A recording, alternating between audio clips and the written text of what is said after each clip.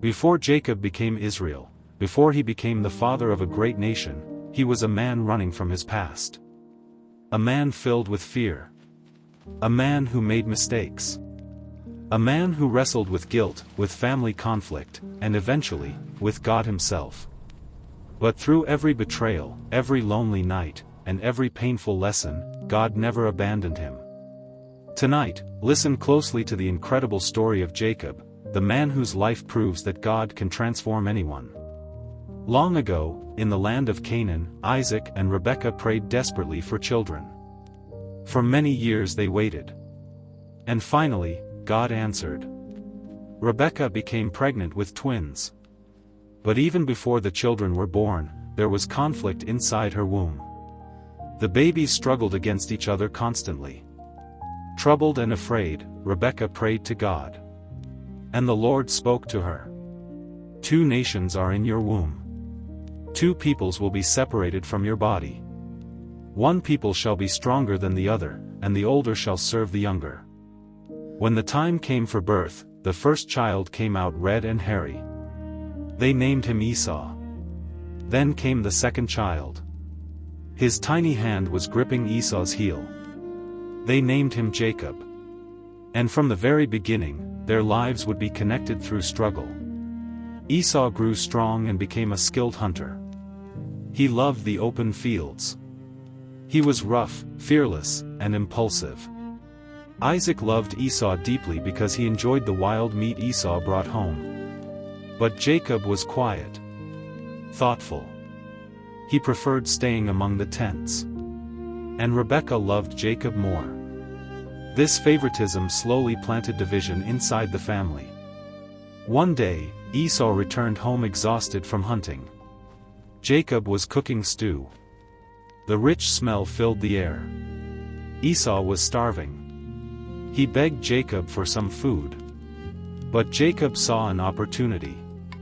"Sell me your birthright first," Jacob said. The birthright was precious. It belonged to the firstborn son. It carried honor, inheritance, and blessing. But Esau was reckless. "What good is my birthright if I die of hunger?" he replied. So Esau swore an oath and traded his birthright for a bowl of stew.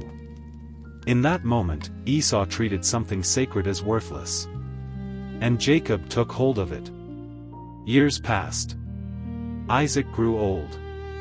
His eyes became weak, and he could barely see. One day he called for Esau. "My son," Isaac said weakly, "I am old now. Go hunt for me and prepare the meal I love. Then I will bless you before I die." Esau quickly left to hunt. But Rebekah overheard everything. She immediately called Jacob. "Your father is about to bless Esau," she whispered urgently. "Listen carefully to me." Rebekah created a dangerous plan. She prepared food exactly the way Isaac liked it. Then she covered Jacob's arms and neck with goat skins because Esau was hairy. Jacob hesitated. What if father realizes I'm deceiving him? But Rebekah insisted. So Jacob entered Isaac's tent. The old man listened carefully. "The voice is Jacob's voice," Isaac said slowly. But when he touched Jacob's hairy arms, confusion filled his mind. Jacob lied. "I am Esau, your firstborn." Isaac finally accepted it. He ate the meal. Then he placed his trembling hands upon Jacob and gave him the blessing. A blessing of prosperity, authority, and favor.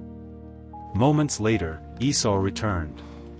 He prepared the meal and entered Isaac's tent. And suddenly the terrible truth was revealed. Isaac trembled violently. Esau cried out in agony. "Bless me too, father." But the blessing had already been given. Esau wept bitterly.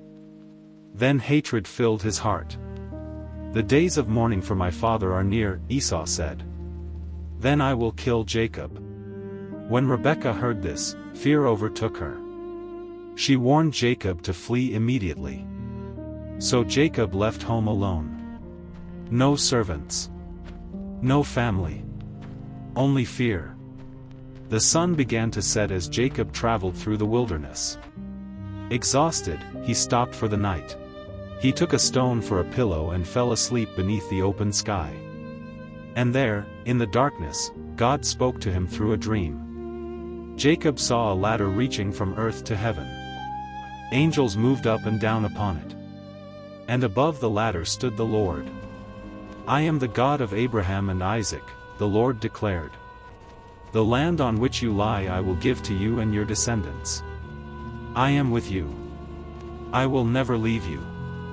Jacob awoke trembling. Surely the Lord was in that place. And he had not known it. Filled with awe, Jacob took the stone he had used as a pillow and set it up as a pillar. He called the place Bethel, meaning house of God. Then Jacob continued his journey.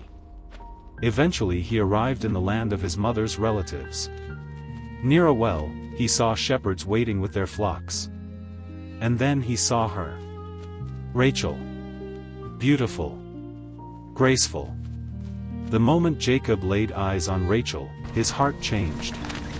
He rolled away the stone covering the well and watered her sheep. Then he kissed her and wept aloud. Jacob stayed with Rachel's father, Laban. After a month, Laban asked Jacob what wages he wanted for his work. Jacob loved Rachel deeply. "I will work 7 years for your daughter Rachel," he said. And so he worked. 7 long years. But to Jacob, they felt like only a few days because of his love for her. Finally the wedding day arrived. There was celebration. Feasting. Music. But that night, Laban committed a cruel deception. Under the darkness of night, he sent Leah, Rachel's older sister, into Jacob's tent instead. When morning came, Jacob was shocked. "Why have you deceived me?" he cried. Laban calmly explained that in their culture, the older daughter must marry first. Then Laban made another offer. "Work another 7 years, and you may also marry Rachel." Jacob agreed. And once again, he labored many years. The deceiver had now been deceived. Jacob eventually built a large family. Leah bore sons. Rachel remained barren for many years. Pain and rivalry filled the household. Leah longed for Jacob's love. Rachel longed for children. Servants were given as wives. Jealousy spread throughout the family. Yet through all the chaos, God continued building the nation he had promised. Years later, God blessed Rachel with a son. They named him Joseph. Meanwhile, Jacob's wealth increased greatly. His flocks multiplied. But tension grew between Jacob and Laban. Laban's sons became jealous. Then God spoke again. "Return to the land of your fathers." Jacob obeyed. Quietly, he gathered his wives, children, servants, and animals. And they fled. When Laban discovered this, he became furious and pursued Jacob. But before Laban could harm him, God warned Laban in a dream. "Do not say anything good or bad to Jacob." So when they finally met, the confrontation ended peacefully. A covenant was made. A boundary stone was raised. And Jacob continued toward home. But another fear waited ahead. Esau. The brother Jacob had betrayed decades earlier. Messengers returned with terrifying news. "Esau is coming to meet you with 400 men." Jacob panicked. Memories of guilt returned.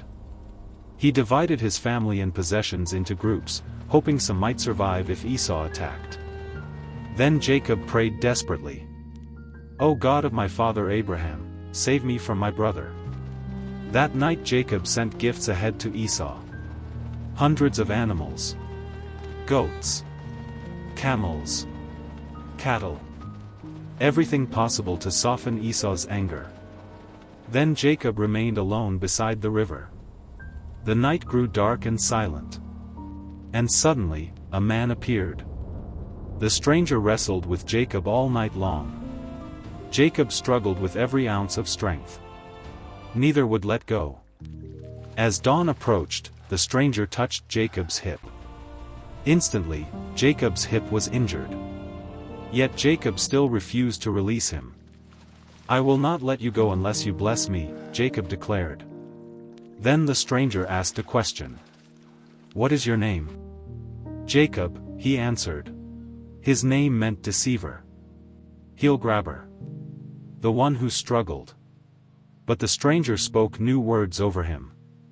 "Your name shall no longer be Jacob, but Israel. For you have struggled with God and with men, and have prevailed." Jacob realized he had encountered God. He named the place Peniel. For he said, "I have seen God face to face, and yet my life has been spared." As the sun rose, Jacob limped away forever changed. The next day, Esau approached. Jacob bowed to the ground 7 times. Fear filled his heart. But something unexpected happened. Esau ran toward Jacob. He embraced him. And both brothers wept. Years of hatred melted away. Forgiveness replaced revenge. The brothers were reunited. Jacob finally returned safely to the land God had promised. But peace did not last forever. Jacob's family continued facing trials. Among all his sons, Jacob loved Joseph the most. Joseph was Rachel's son, the child born after years of waiting. Jacob gave Joseph a beautiful robe, a sign of favor. But this favoritism created bitterness among Joseph's brothers. When Joseph shared dreams showing his family bowing before him, their jealousy grew even stronger. One day, while tending sheep far from home, the brothers saw Joseph approaching. Anger consumed them. They threw him into a pit. Then they sold him to traders traveling toward Egypt. To hide their crime, they covered Joseph's robe with animal blood and brought it to Jacob. Jacob recognized the robe immediately. Grief shattered him. He believed Joseph had been killed by a wild animal. Day after day, Jacob mourned. Nothing could comfort him. Years passed. Far away in Egypt, Joseph rose from slavery to power through God's favor. Then famine struck the land. Food became scarce everywhere, including Canaan. Jacob sent his sons to Egypt to buy grain. There, without recognizing him, they stood before Joseph, the very brother they had betrayed. Joseph tested them carefully. He wanted to know whether their hearts had changed. Eventually Joseph could no longer contain his emotions. He wept loudly. "I am Joseph," he declared. His brothers were terrified. But Joseph spoke words of mercy. "Do not be afraid. What you intended for evil, God used for good." Then Joseph invited Jacob and the entire family to live safely in Egypt. When Jacob heard the news that Joseph was alive, he could hardly believe it. His spirit revived. And soon Jacob journeyed to Egypt. At last, father and son embraced again after many painful years apart.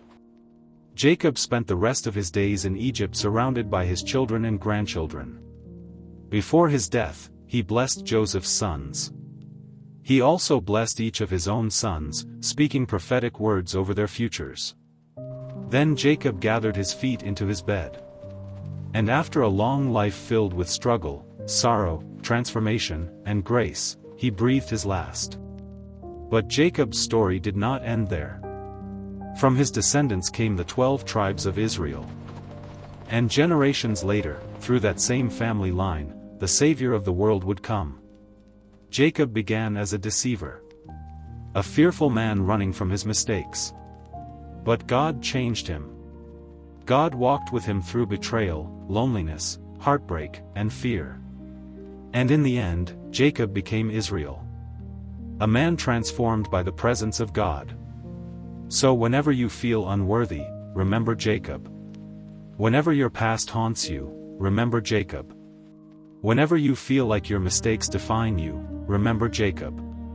Because the God who changed Jacob still changes lives today. And just like Jacob, your story is not over.